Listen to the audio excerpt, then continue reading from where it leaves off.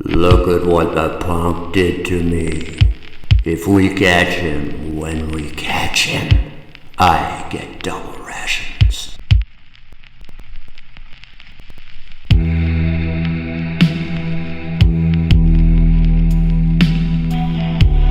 Marvel Zombies has gotten a huge resurgence lately, with a Disney Plus show having come out and been included, of course, in Marvel Rivals. But how exactly did all of this start? Turns out, it all began in the pages of Ultimate Fantastic Four, which, for the record, I'd never read before starting this video, but I've now read, of course, the Marvel Zombies issues, and by God, is this art atrocious. The story itself is decent, and I definitely recommend reading it for yourself, but man, is the art just terrible. This is Greg Land, of course, that we're talking about, and if you look him up online, you will not see a single person defend his art style, because he is notorious for tracing porn, of all things, for his art, to get these exaggerated facial expressions for his female characters. Like, just look at this panel of Sue Storm seeing her hot mom. Like, I just feel gross looking at this. It is nasty. You get a lot of parts where Sue will also be hitting a supermodel pose, which is obviously traced from a magazine cover, and it is frankly ridiculous. I could not stop laughing at these pages whenever they popped up. It is downright parody territory. But anyways, enough about the weird porn traced art. You're probably wondering what actually happens in this story. So the Ultimate Universe takes place on Earth 1610, which is different from the mainline Marvel continuity. And here we follow Reed Richards as he first communicates with himself from an alternate reality. At first, he speaks to a hologram of himself from an alternate reality who helps him build a portal to travel to his dimension. And we are led to believe that this is the Earth 616 Reed, which I'm sure was an exciting prospect for comic book readers at the time. He tells his 1610 counterpart, I get real tired of saying Earth 1610, Earth 610, I feel like I'm going to be saying this quite a lot, I don't know. But yeah, he tells his Earth 1610 counterpart about how he and Sue have kids, and Reed is like, wow, that's amazing. I can't wait to see all that stuff in my own future. Which of course, as we know, he turns into the villainous Maker instead. So oopsie, maybe you shouldn't have proposed to Sue during her dad's funeral, real smooth. But yeah, basically he gets straight into traveling to this alternate dimension because it turns out that this isn't the Reed Richards that we all know from 616, but instead this is the zombie one, where all the Marvel heroes have turned into zombies. So this was a very good reveal and a very good bait and switch, as this not only works as a trick on Reed, but also on the reader too, since this storyline was titled Crossover, and the variant cover of this issue depicts the 616 Reed, when in reality it is actually the debut of Earth 2149 Reed, which is the zombie Reed. And the idea that the Marvel heroes turned into flesh-eating zombies is legitimately a scary idea, though I have to ask, how exactly did Luke Cage turn into a zombie? With his skin being able to withstand bullets and all sorts, how would he have gotten bitten? That always irked me, especially as Robert Kirkman originally wanted to do a miniseries with a human Luke Cage as a protagonist, due to him having that unbreakable skin, which would make him very resilient and essentially impossible to infect. And that story would have followed him traveling around the world to find the remains of civilization and act as a double agent for the zombies, as he would turn civilians that he found into food for the Horde. And the reason he did that is because the zombies have his daughter captive, which is a pretty good reason. But that was all scrapped because Greg Land decided to draw in an infected Luke Cage. That wasn't even included in Mark Millar's scripts, but he decided to draw it in there. So yeah, doesn't really make much sense why Luke would get infected. Honestly, it would be cool if they did revisit this idea later in the future with a human Luke Cage in a zombie Marvel universe. I think that'd be pretty neat. And speaking of Luke Cage, what is interesting about him is that he is depicted as wearing his 1970s outfit, which he was no longer wearing at this point in the modern comics continuity. And Iron Man is also another character who wears an older costume, as we see more in his Model 2 armor from the early 1960s. So that's all cool, kinda dig it. So the reasons the zombified Fantastic Four brought Reed into this dimension is they wanted extra food, and Reed manages to escape before being webbed up by Spider-Man, and is then ultimately saved by this universe's Magneto. I love how Magneto is written in the storyline, and the idea that Magneto is one of the few survivors makes a lot of sense given that he can control metal, so he'd be very effective in battling against the zombie horde. And it's interesting too seeing his perspective shift as he takes on human refugees with him, basically giving up on his entire worldview of humans versus mutants, because now there's this bigger threat of the zombie virus that has emerged. We also get a crazy line from Magneto where he says, "It's been been about 3 days since the infection started, which is nuts when you think about it, and then you look at the state of this world, because holy moly. But I suppose it makes sense given the fact that this isn't any ordinary zombie infection, which on its own would be terrible, but this is a superhero zombie infected world. If you've got characters like Quicksilver being infected, he can cause absolute damage to the world at a very fast rate, spreading it even faster. So Reed travels with Magneto to his little refugee camp and realizes that the zombified FF have traveled to his own home dimension. And we cut back to the lab because Sue is wondering where Reed is, so she goes to the lab with the other members of the Fantastic Four, and boom, the zombies show up. There's some dialogue about how the zombies recognize how their counterparts are significantly younger than them, because if you didn't know, the Ultimate Fantastic Four are like, I don't know, they're like 18, they're very young. A fight then ensues, and what I really like about this storyline is how they utilize Sue's powers. First, she's able to incapacitate the zombified Reed by collapsing his left synapse, and then later in the story we see that she blinds the zombie heroes by turning their like optic nerves invisible, so the zombified FF are incapacitated and locked up. But back in the other dimension, Reed gets supplies to the refugees, and they come up with a plan to use a teleporter to escape this world. So the universe that these guys would be escaping to is Earth 1610, and let's see what happens to that world. Oh yeah, they've got Ultimatum to look forward to, and then Galactus shows up and wreaks some havoc, and the whole universe ends with Secret Invasion, but then it comes back after that. And last time we see of this reality though, as of recording this video, the Maker had visited this world in the Venom comic, and it was in absolute ruins, so I think it's safe to say that these refugees are fucked no matter what. Still, if I had to choose between staying here or go to the Earth 1610, I would definitely go with the latter, because screw the noise of staying with these zombified heroes. It's scary there. I would rather be drowned than have my insides eaten by Spider-Man. So yeah, these characters all get to the teleporter while fighting some zombies, and Reed is reunited with his team, but Magneto, once they get to the portal, Magneto decides to not come with them because he needs to destroy the teleporter,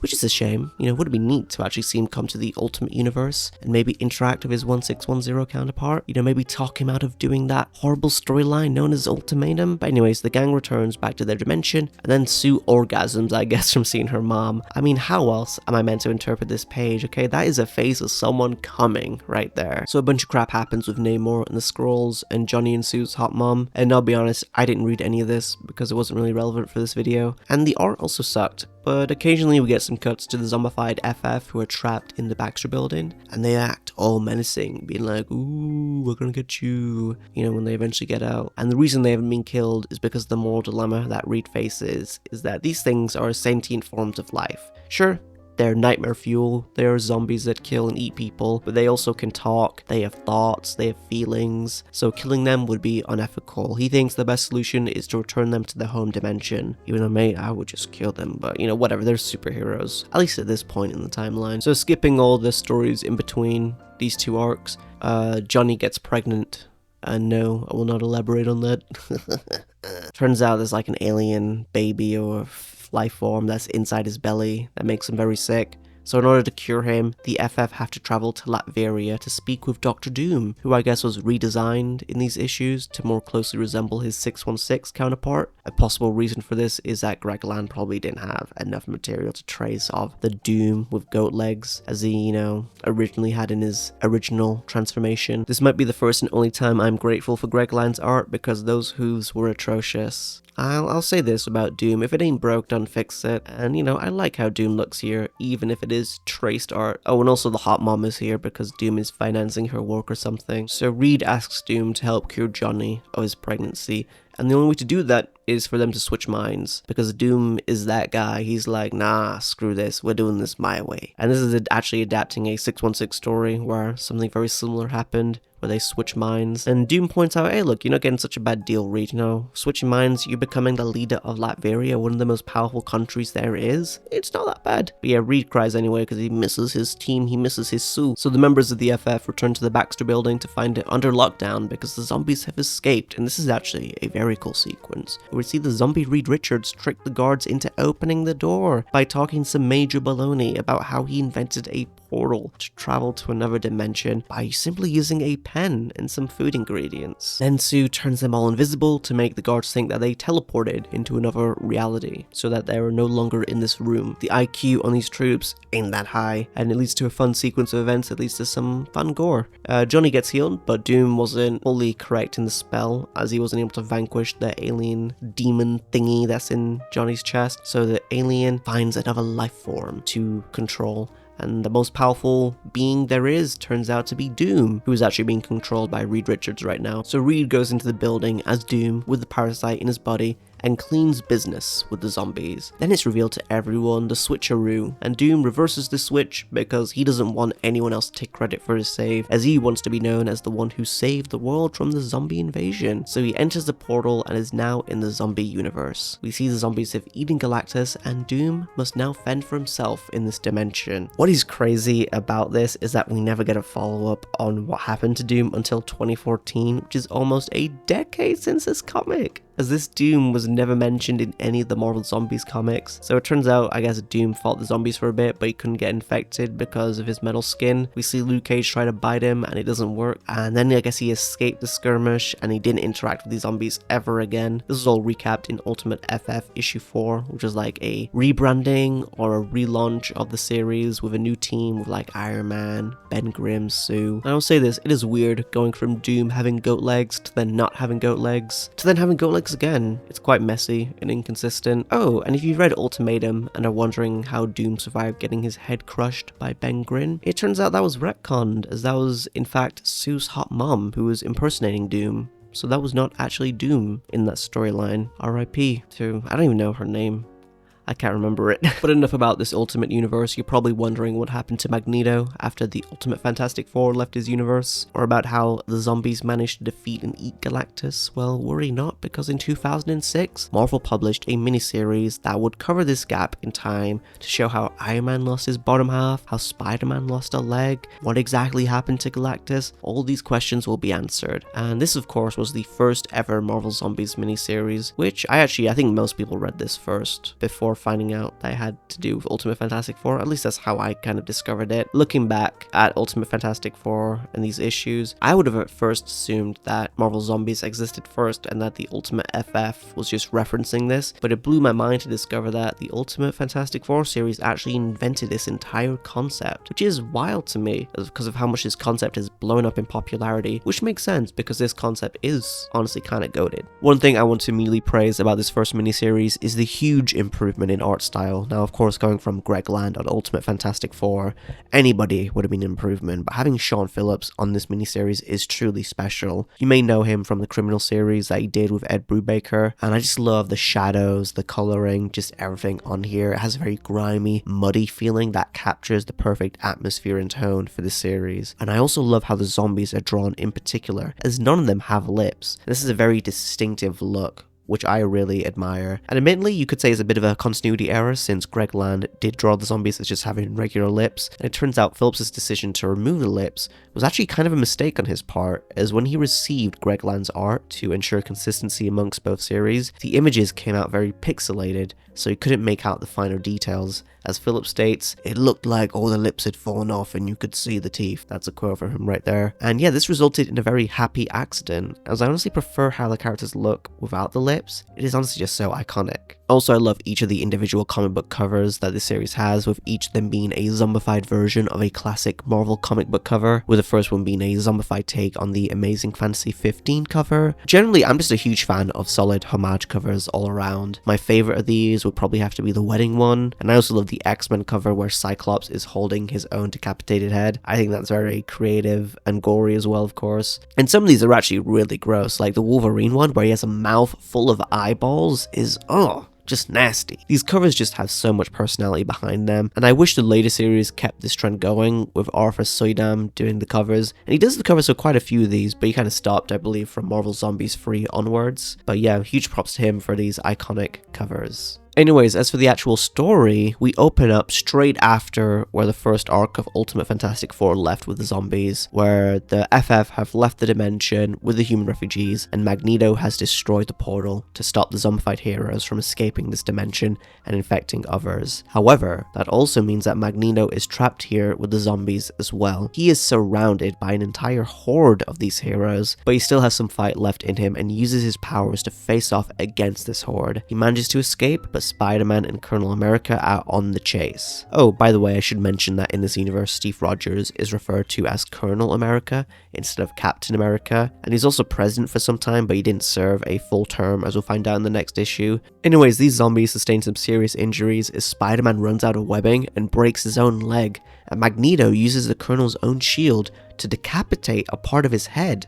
An interesting thing to note is that whenever the zombies bleed or get injured, they spew out this green, mushy substance. This may be used to maybe show a difference between the zombies and the humans, or maybe as a way to help tone down the violence somewhat, as you could say it's still a Marvel comic at the end of the day. What is crazy is that Colonel America is still able to speak with half his head missing, showing how truly resilient these zombies are. Eventually Magneto gets overwhelmed and is bitten by the Wasp. We then get a montage of panels displaying the carnage as Magneto is being feasted on, and when you read this you can almost hear the sounds of them chewing the flesh and all the squelch, and it's so visceral and well done. And I think it was more effective doing it this way in these short little panels, doing these close-ups, rather than needing a whole splash page to show off more gore of Magneto being eaten. Originally I mentioned how Kirkman wanted to have Luke Cage be the protagonist of the series, but since he was already infected, he instead chose to focus on the zombies themselves as our main characters. And that creative choice really makes the series unique, as we get a lot of great dialogue and interactions with the zombies coming to terms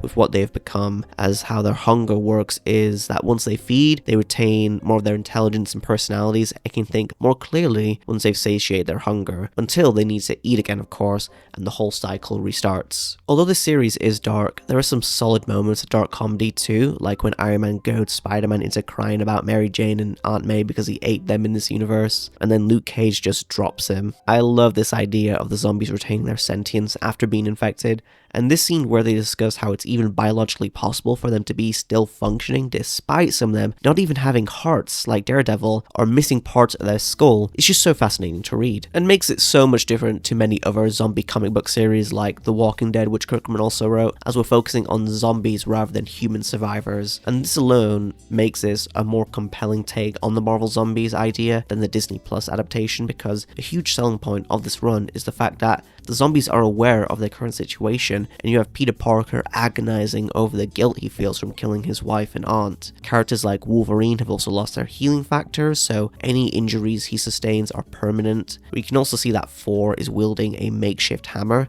that looks like it's been made with a pole that has been attached to some concrete, implying that he can no longer wield Mjolnir since he isn't worthy anymore. As they use this time to try and figure out their next steps, as this world's food supply is basically depleted, the Silver Surfer arrives at the scene, and just as quickly as he arrives, he disappears. The zombified heroes have no idea who this figure is, which shows that events of this universe are a little bit different to 616, as the Galactus trilogy never happened in this universe, so it's not a one-to-one comparison with the timeline of events with 616, as it is essentially a remixed timeline, where we still get characters like Venom in here and the Dark Phoenix in this world, and Peter Parker is married to MJ, and Aunt May knows his identity, which was basically the status quo of the early 2000s era of Spider-Man comics. But the fact that these characters don't know who Galactus is or the Silver Surfer shows that events are kind of all over the place here. But anyways, the Silver Surfer disappears, and we see that Hank Pym, aka Giant Man, has a dismembered T'Challa that he's been keeping prisoner in his own little laboratory,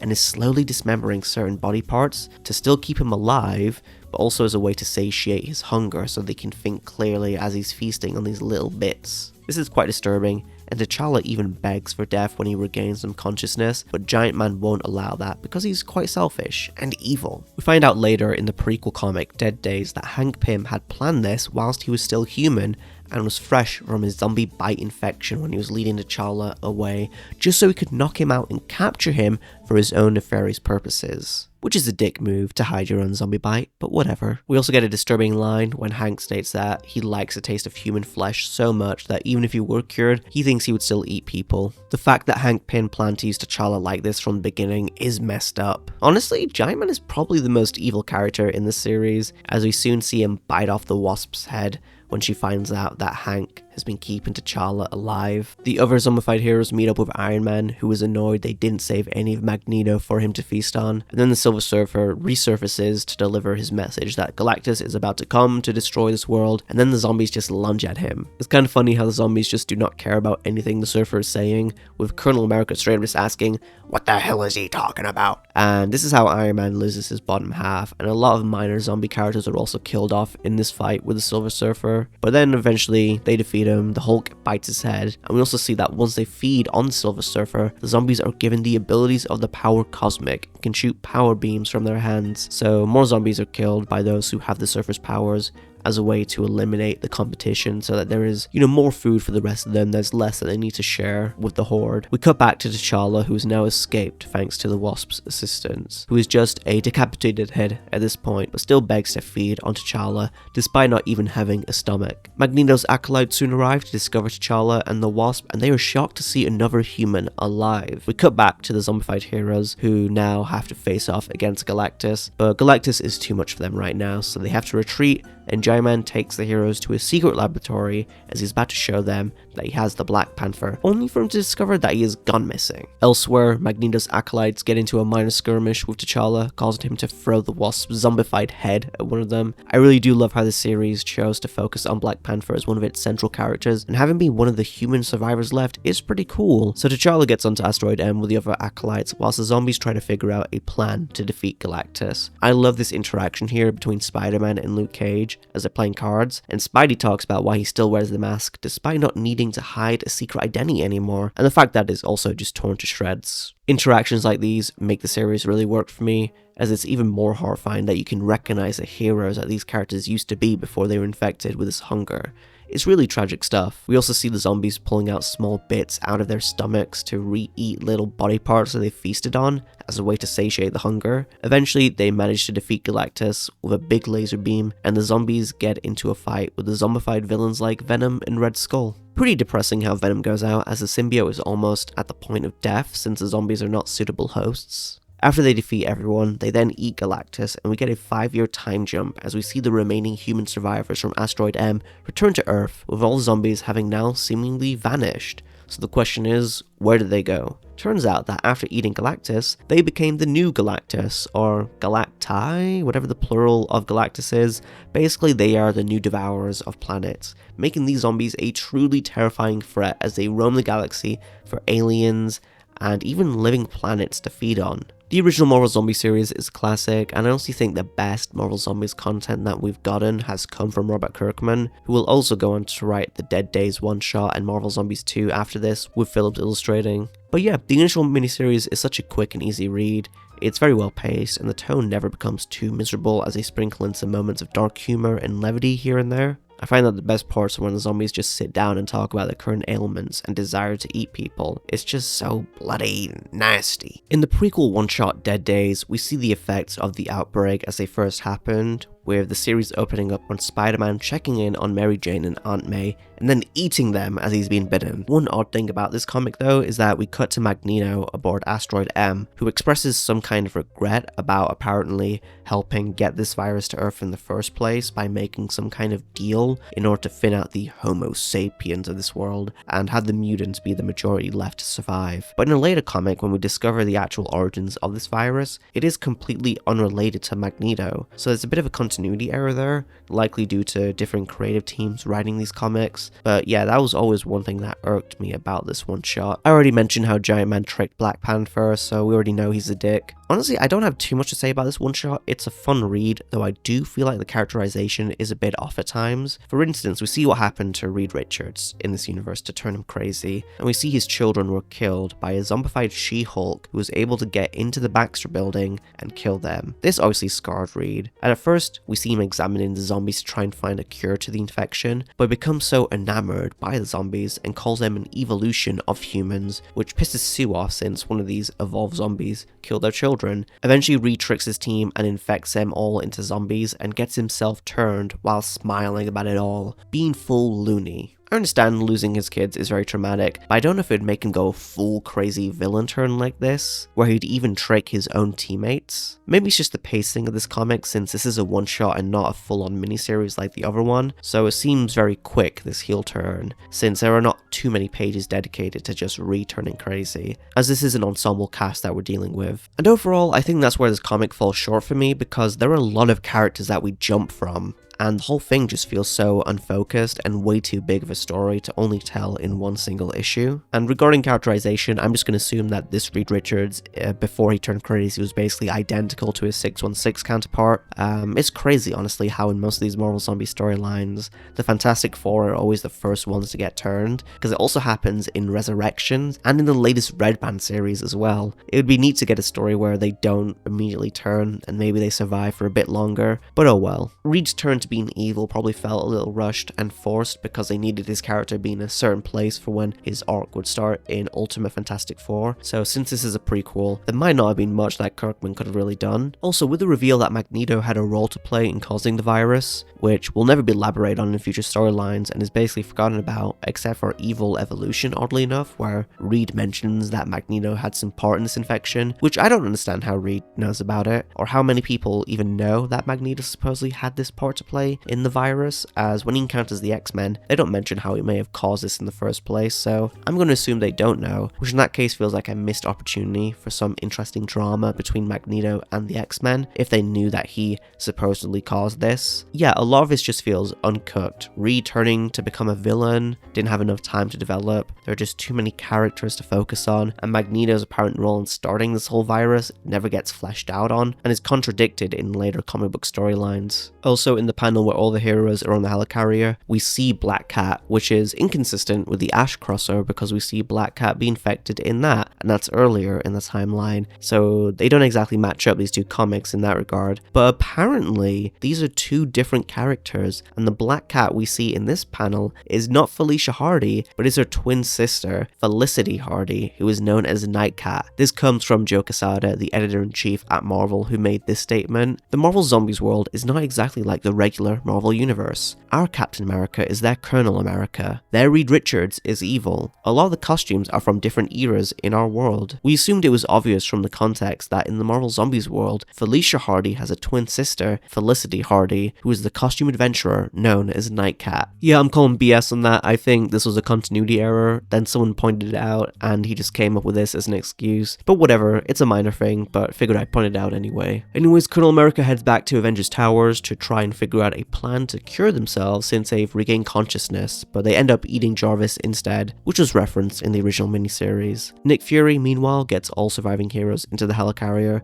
and assigns Iron Man, Reed Richards, and Bruce Banner to help create a cure for this infection. Iron Man works on building a portal that will get them to a world that is safer than this zombie-infested world, but then the zombified FF bust in and infect Tony while he's out of the suit. And Nick Fury and a few of the heroes are about to use the portal, but then Fury commands Thor to destroy it, as he realizes that he cannot allow the zombies to cross over into another dimension. So Fury dies, and the other heroes are infected, though I do not understand how Colossus got infected, considering that his skin is made out of steel. But whatever, we already talked about how Luke Cage really shouldn't be infected before, but whatever, you know, he's next to the Sentry, so I can excuse that as him tearing off his skin or whatever. But I'm so confused about Colossus, like what the hell, bro? It seems like these Marvel Zombies writers, it's like so many characters that really shouldn't be infected, like Thor I think is way too OP, but he gets infected somehow. It's just strange. Marvel Zombies also crossed over with Earth 616 in the Black Panther series. Here, Ben, Johnny, T'Challa, and Storm, who is currently married to T'Challa at this time, traveled to Earth 2149 on the Skrull homeworld, just as the Marvel Zombies arrive to feast on its populace. This was a fun little crossover, and we get a lot of great moments of the zombies terrorizing the Skrulls, like this part where Zombie Peter finds a Skrull mother and son hiding under a bed and eats them alive,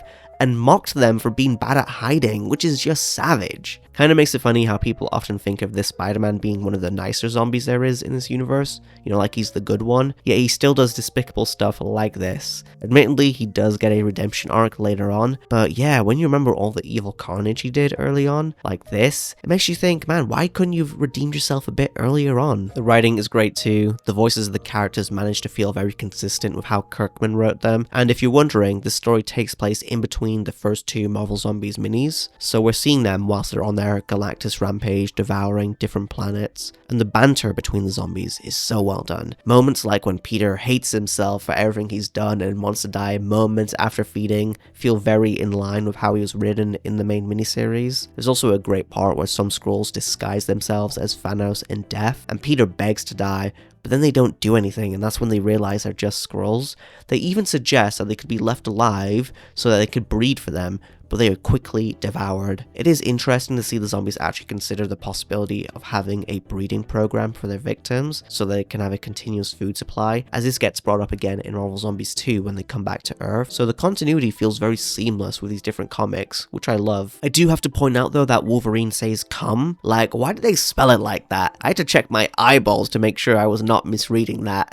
The zombies don't have lips, so it's nice to see that carry over into these issues, and we also get a moment where the Black Panther from 616 meets his Earth 2149 counterpart via a video call, so that's neat. Eventually the zombies eat this world, as in they eat the whole planet through their Galactus powers. These are fun issues, definitely recommend giving them a read yourself.